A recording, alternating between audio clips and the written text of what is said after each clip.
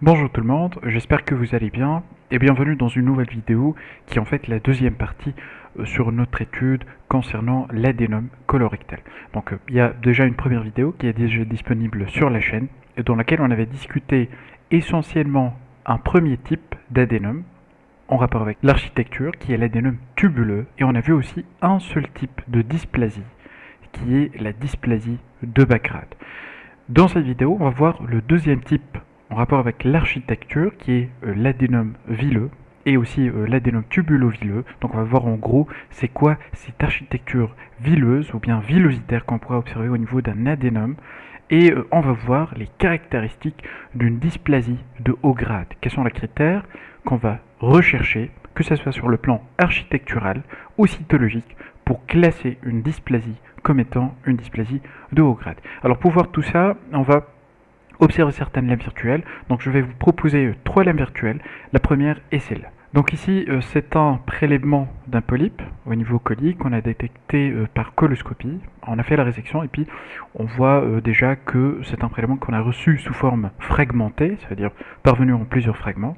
Donc il y a un fragment qui est situé en haut qui montre un peu un aspect normal de la muqueuse colique. Donc on peut le voir déjà à ce grossissement grâce à ces teintes tellement claires des glandes. Donc on voit ici des structures tubuleuses, des structures cryptiques ou des structures glandulaires. C'est trois synonymes qui représentent la même chose. Donc, et ce qui est important, comme on disait, c'est l'aspect clair des cellules qui était en rapport tout simplement avec une prédominance de cellules caliciformes qui, elle, contient une vacuole de mucus très importante au niveau cytoplasmique. Et en même temps, cette vacuole, ce qu'elle va faire, c'est qu'elle va refouler le noyau en périphérie. En périphérie ou tout simplement au niveau du pôle basal, et on voit que le noyau il est plaqué contre la lame basale qui paraît ici sous forme d'une ligne qui est éosinophile. Ces critères sont tellement importants et c'est ça, ou plutôt c'est le non-respect de ces critères qui va nous permettre de dire qu'il s'agit d'une dysplasie.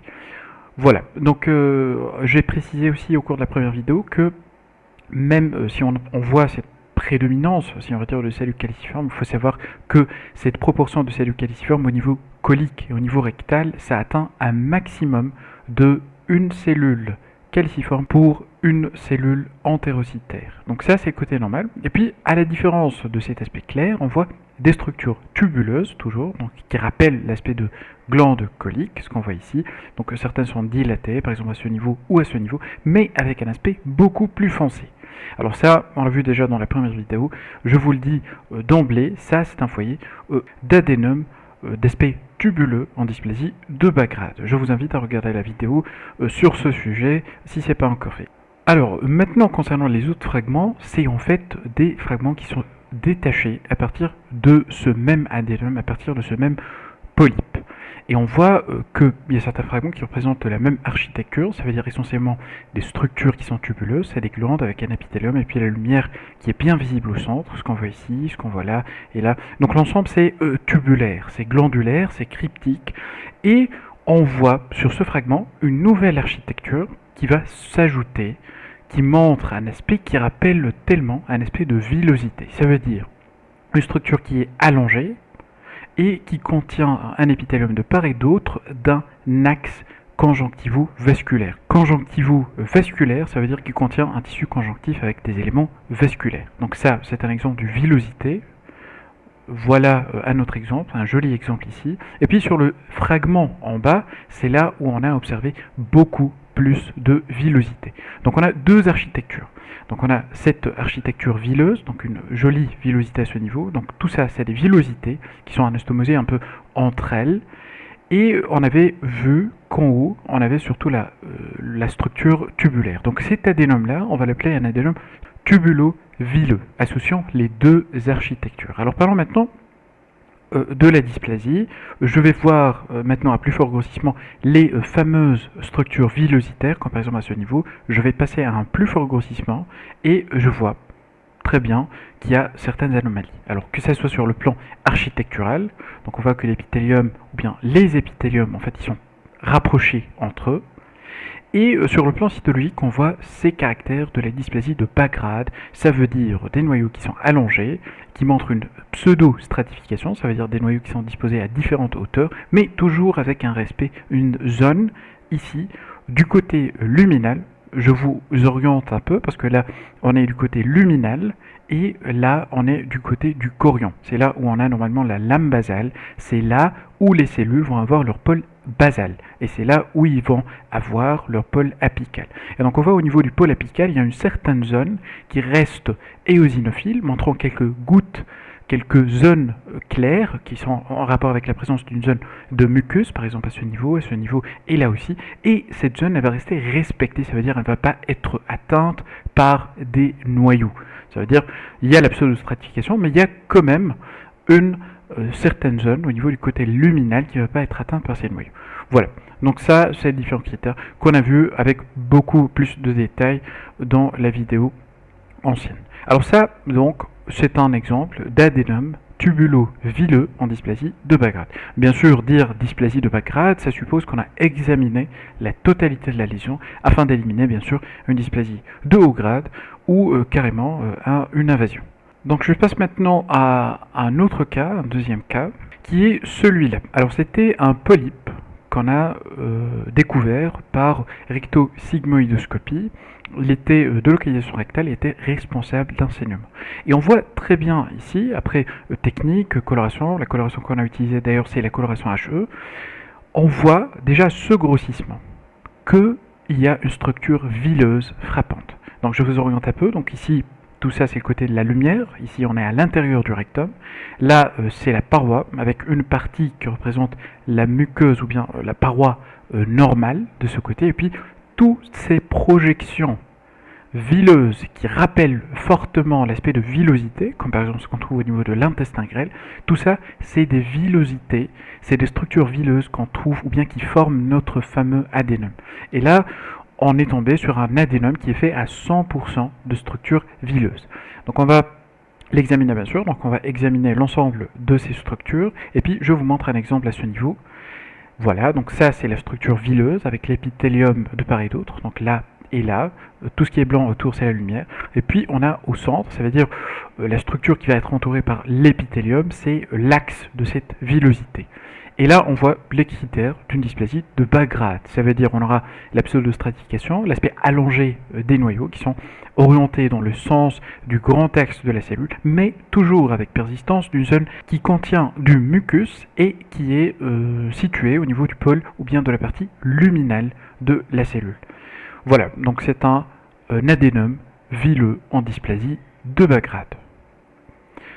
Donc je passe maintenant à un autre prélèvement qui est celui-là. Alors ça, c'est une résection donc d'une paroi colique qui était siège d'un polype. Et on voit ici le côté de la lumière, le côté droit. Et puis on a le côté gauche qui est occupé par la paroi colique normale. On voit ici la muqueuse, on voit la musculaire muqueuse, cette couche de muscles lisses. Voilà, ici c'est juste une incidence de coupe qui a fait qu'on a la visibilité, si on veut dire, d'une partie de la muqueuse au sein de la sous-muqueuse, qui est cette couche rose, et puis on a des fibres musculaires lisses de la musculaire propre. Et là, on voit une structure polypoïde. Voilà, on voit très bien cette projection de cette structure vers la lumière. C'est ça déjà la définition d'un polype. Et puis, j'aimerais attirer votre attention vers les différences de couleurs. Alors, observons tout d'abord les cryptes qui sont normales, donc ça c'est une partie de la muqueuse colique normale, et regardons bien l'aspect très clair des cryptes qu'on trouve au niveau du muqueuse colique qui est normal. Voilà, donc je vais vous montrer aussi des glands qui sont en dysplasie de bas grade. Regardez la teinte, la couleur un peu éosinophile. Il y a de la basophilie certes, mais il y a une prédominance de couleur éosinophile. C'est dû à la persistance d'une quantité de cytoplasme en fait, qui va faire qu'on aura toujours, et malgré la pseudostratification des noyaux, on aura toujours des noyaux qui vont être placés au niveau de la moitié ou bien au maximum des 2/3 basaux de l'épithélium. Alors comparons maintenant l'aspect de crypte normale et de dysplasie de bas grade avec celui d'une dysplasie de haut grade. La différence elle est frappante et on a une teinte basophile majeure au niveau de cette partie qui est siège de dysplasie de haut grade. Alors, on va voir cette dysplasie de haut grade, quelles sont les caractéristiques de cette dysplasie. Et quels sont les éléments que je dois trouver pour dire qu'il s'agit d'une dysplasie de haut grade. Alors tout ce qu'on va trouver, tout ce qu'on est en train d'observer au niveau de ce fragment, il est siège de dysplasie de haut grade. Alors commençons par l'architecture. Alors prédominance de structures tubuleuses, voilà, donc il y a des structures cryptiques avec des lumières entourées par un épithélium, et voilà, c'est la définition de structure tubuleuse. Alors ces tubes, ils sont comment? Ils sont encombrés dans un petit espace avec des adossements. Alors ça veut dire quoi adossement? Ça veut dire qu'on a des glandes, par exemple une glande qui est ici, voilà, elle montre sa lumière à ce niveau, un petit peu ici, un petit peu ici.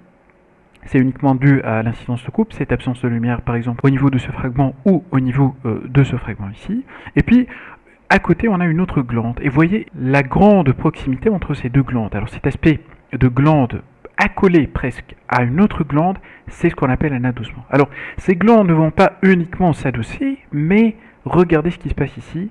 Deux glandes, une qui est là, l'autre qui est là, et elles vont aussi fusionner. Donc on a une fusion de leur épithélium. Alors cette fusion va causer l'apparition de zones qu'on appellera, comme par exemple ici, solides, ça veut dire sans vraiment de lumière qui est visible, ou avec des lumières qui sont visibles, par exemple à ce niveau, c'est ce qu'on appelle une cribriformation. Ça veut dire on a un amas, un groupe de cellules épithéliales, et qui vont être creusées par plusieurs trous. C'est ce qu'on appelle une cribriformation. Alors ces lumières de ces structures cribriformes vont parfois être le siège de matériel nécrotique. C'est en fait des cellules épithéliales qui sont en train de se nécroser. On voit d'ailleurs cette nécrose sous forme d'un produit éosinophile et qui est en plus infiltré par des PNN dont on voit les noyaux à ce niveau. Passons maintenant aux éléments d'atypie sur le plan cytologique. On voit que les atypies sont franches. On a tout d'abord le caractère allongé des noyaux, comme ce qu'on est en train de voir ici, donc allongé dans l'axe de la cellule.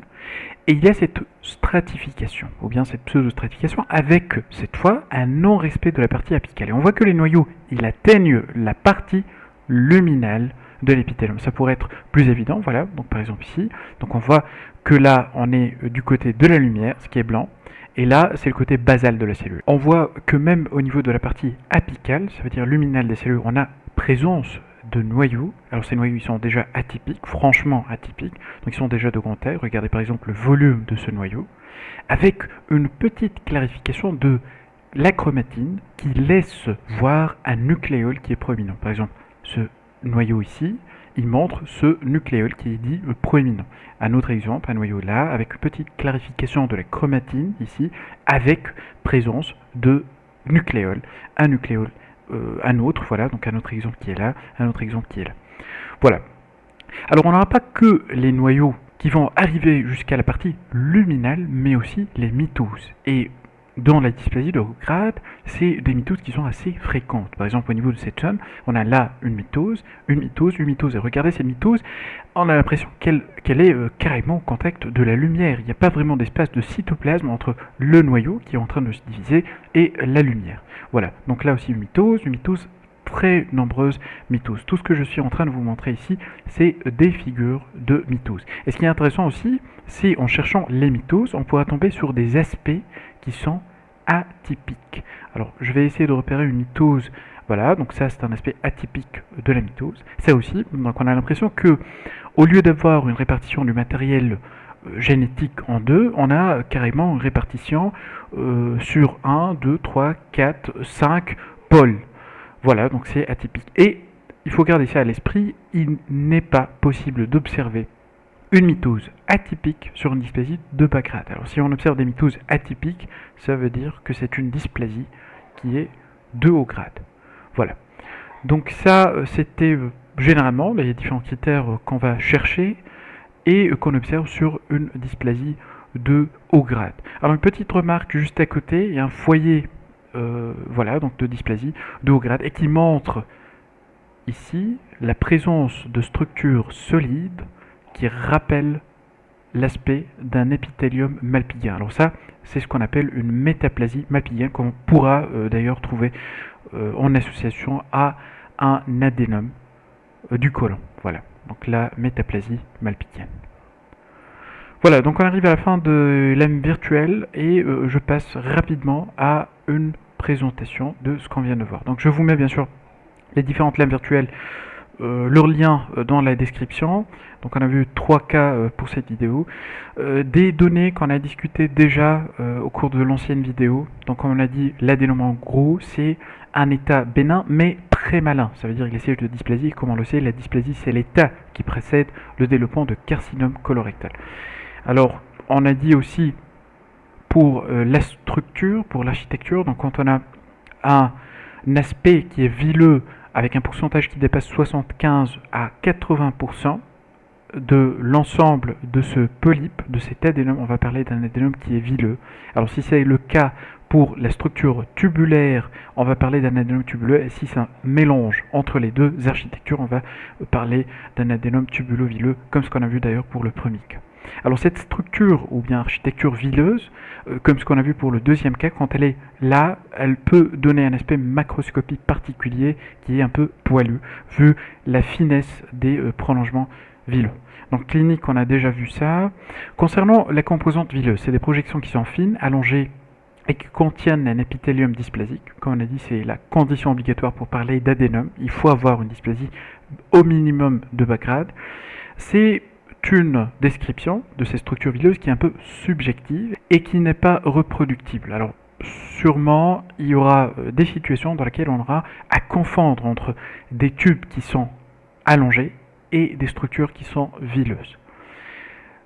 35 à 75% des adénomes dont la taille dépasse 1 cm vont avoir une composante vileuse, et il faut savoir que les adénomes vileux sont le plus souvent sessiles. Alors la dysplasie de haut grade, qui est l'équivalent du carcinome in situ, ou ce qu'on appelle aussi la dysplasie sévère, ça comprend des atypies à deux niveaux. Donc cytologique, un rapport nucléocytoplasmique qui est élevé, et des cellules d'aspect un peu arrondi. La chromatine elle devient un peu claire, comme on a vu, avec des nucléoïdes qui deviennent proéminents. La stratification et la perte de polarité, on l'a observé ça, avec des noyaux qui vont arriver jusqu'à la moitié luminale. On note également une complicité sur le plan architectural, type d'adoucement épithélial, de cribriformation, de nid solide, mais il faudra toujours vérifier l'absence d'effraction de la lamasa parce qu'on n'est pas à un stade d'infiltration du chorion, qui lui, on va l'appeler un carcinome intramuqueux si on n'a pas d'infiltration de cellules tumorales au-delà de la musculaire muqueuse. Alors les mitoses sont nombreuses et surtout le fait de trouver des mitoses qui sont atypiques. Alors comme ça on arrive à la fin de la vidéo, j'espère que ça a été utile pour vous et on se dit à très bientôt pour une prochaine vidéo.